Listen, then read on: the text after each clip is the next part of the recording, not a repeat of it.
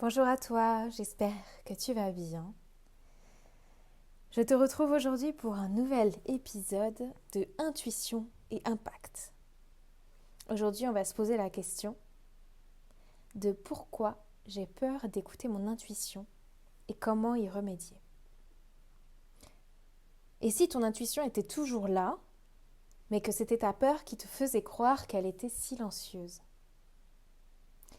Bienvenue dans Intuition et Impact, le podcast où on parle de spiritualité, de mouvement et de business, sans bullshit et avec beaucoup de conscience. Aujourd'hui, on va parler d'un sujet clé, pourquoi on a peur d'écouter son intuition et surtout, comment y remédier. Bon, tu l'as déjà sûrement vécu, ce petit ressenti, ce pressentiment au fond de toi, mais au moment d'agir, ton mental reprend le dessus, avec des questionnements du genre « et si je me trompais ? Et si c'était juste une illusion ?» On va voir ensemble pourquoi cette peur existe, comment elle se manifeste et surtout, comment apprendre à écouter ton intuition avec confiance. Alors accroche-toi, ça va être révélateur. Pourquoi on a peur d'écouter son intuition ? Parce que l'intuition, c'est un langage subtil. Voilà pourquoi on a peur. Parce qu'on n'a aucune preuve de fiabilité. Et donc on a du mal à se faire confiance et à faire confiance à notre intuition. Parce que ça nous paraît un peu quelque chose d'abstrait. Il y a différentes raisons. La première, ça serait qu'on a été conditionné à privilégier le mental. C'est vrai que dans notre société, l'intuition, elle n'est pas valorisée. Depuis notre enfance, on nous apprend à analyser, à rationaliser, à prouver. Voilà, j'ai fait des études scientifiques, il fallait prouver par A plus B des sources fiables et sûres de ce qu'on pouvait exprimer. Donc ça ne laissait pas beaucoup de place à sa confiance intérieure et à notre intuition. Et le problème, c'est que l'intuition, elle ne s'explique pas toujours. Elle se ressent. Et vu qu'on est profondément déconnecté de nos corps et de nos émotions, on a de la difficulté à la ressentir. On nous dit aussi, ne crois ce que tu vois, alors on va douter de ce qu'on ressent. Là, pendant longtemps, j'analysais tout avant de prendre une décision. Je faisais le tour de tous mes amis pour qu'ils m'apportent leur vision à eux et pour que je puisse prendre ma décision avec plus de rationalité et de recul, parce que j'ai tendance à être assez impulsive dans mes choix. Jusqu'au jour où j'ai réalisé que mes plus grands déclics, ils venaient toujours de ma voix intérieure et que je faisais passer en fait l'avis des autres avant mon propre ressenti. Donc que je ne me faisais pas confiance et donc que je ne faisais pas confiance à mon intuition et que je ne pouvais pas avoir confiance en moi. Parce que j'avais tendance à m'ignorer.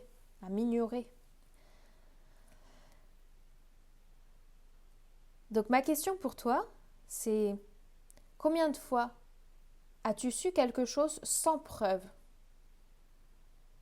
et que ensuite tu as vu que tu avais eu raison, que ce soit une intuition sur quelqu'un, sur les intentions de quelqu'un,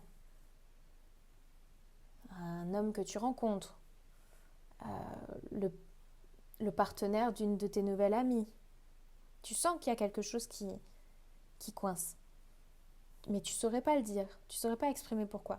Ou alors un lieu. Tu arrives dans un lieu et tu le sens pas. Donc je t'invite à te questionner et à te rappeler. Tu dois au moins bien avoir un souvenir. La raison numéro 2, c'est que l'intuition nous pousse hors de notre zone de confort.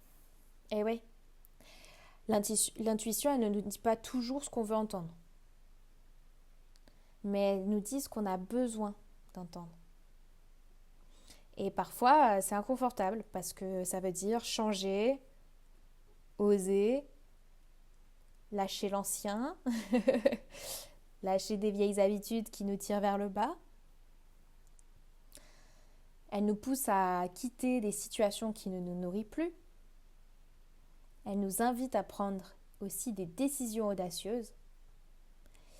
Mais comme on a tous très peur du changement, on préfère l'ignorer, la mettre sous le tapis. Je vais te donner un exemple. J'ai une cliente qui sentait depuis des mois que son travail ne lui convenait plus, mais elle se trouvait toujours des excuses. C'est pas le bon moment, je me sens pas prête. En réalité, c'était pas un manque de préparation, parce que ça faisait des mois que ça durait. Mais c'était plus une peur de saut dans l'inconnu. Donc ma question là pour toi, c'est si tu écoutais ton intuition aujourd'hui, qu'est-ce qu'elle te demanderait d'affronter ? Qu'est-ce qu'elle te demanderait de mettre en place comme action ? On revient toujours à l'intuition et à l'action. Bon, et la troisième raison, c'est qu'on peut confondre intuition et peur. Voilà. Un des plus grands blocages, c'est qu'on ne sait pas toujours distinguer la vraie intuition de notre mental qui s'emballe. Et j'ai vécu ça et je vis encore ça. C'est comment savoir si ton intuition est juste ou alors si c'est une peur. L'intuition, elle va être neutre.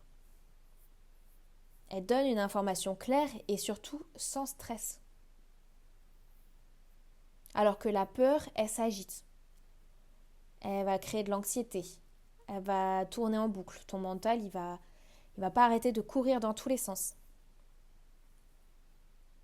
Par exemple, ton intuition, elle va te dire calmement, ce projet n'est pas pour toi. Alors que ta peur, elle va te hurler, si tu fais ça, tu vas tout perdre. Je vais te proposer un exercice.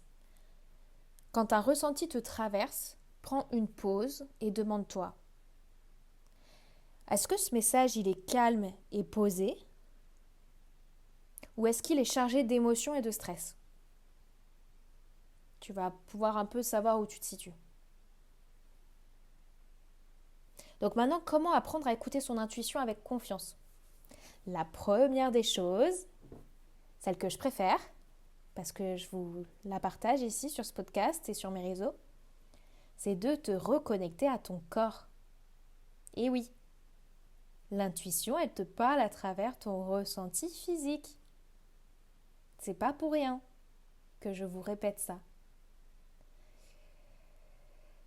Donc, là, respire, prends une grande inspiration, une grande expiration.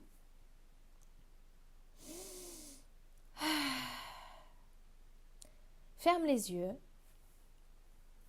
et pose-toi cette question.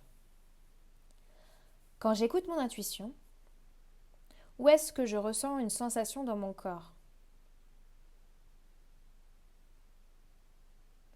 Si c'est une ouverture, détente, chaleur, expansion, c'est un oui intérieur. Si c'est une contraction, comme une tension, un blocage ou un malaise, alors c'est un non intérieur. Et plus tu vas pratiquer cette écoute corporelle, plus ton intuition va devenir claire. Tout est dans la pratique. La deuxième chose, je vais t'inviter ou te proposer à expérimenter en mode brouillon. Parce que l'intuition, elle se muscle avec l'expérience. Plutôt que d'attendre d'être sûr, je vais t'inviter à faire des petits tests. Tu ressens que tu devrais parler à cette personne, alors fais-le. Une idée te traverse, note-la, puis vois où elle te mène dans les semaines qui arrivent. Je vais te proposer un petit challenge, parce que j'adore les challenges. Pendant 7 jours, prends au moins une décision par jour, basée uniquement sur ton intuition. Ça peut être par exemple de prendre une autre rue pour arriver à ta destination. Ça va être par exemple un endroit où tu te sens appelé, ou une pratique où tu te sens appelé. d'y aller, d'oser, de tester quelque chose de nouveau. De nouveau et où tu te sens appelé surtout. Et observe ce qui se passe. Observe les messages qui arrivent en suivant. Et enfin, la troisième chose, c'est de renforcer le dialogue avec ton intuition. Parce qu'une bonne manière de clarifier ton intuition, c'est de la voir comme une amie et de lui parler comme à une amie. Donc je vais t'inviter à lui poser des questions ouvertes. Quelle est la meilleure prochaine étape pour moi? Ou qu'est-ce que je n'ose pas voir mais qui est évident? Ferme les yeux, prends le temps de respirer et laisse les réponses remonter.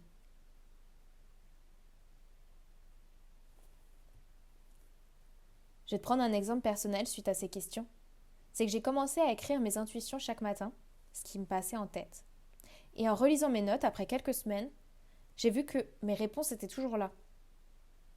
Mais je ne les prenais pas assez au sérieux et en fait elles étaient noyées dans mon mental, dans mes pensées. J'arrivais pas assez à les entendre. C'est comme si mon mental criait, mon intuition chuchotait. Donc si c'est quelque chose qui t'intrigue, je t'invite à tenir un petit journal d'intuition où chaque jour tu vas noter ce que tu ressens. Et tu verras toi aussi que tes intuitions sont souvent justes, même quand tu ne les comprends pas tout de suite.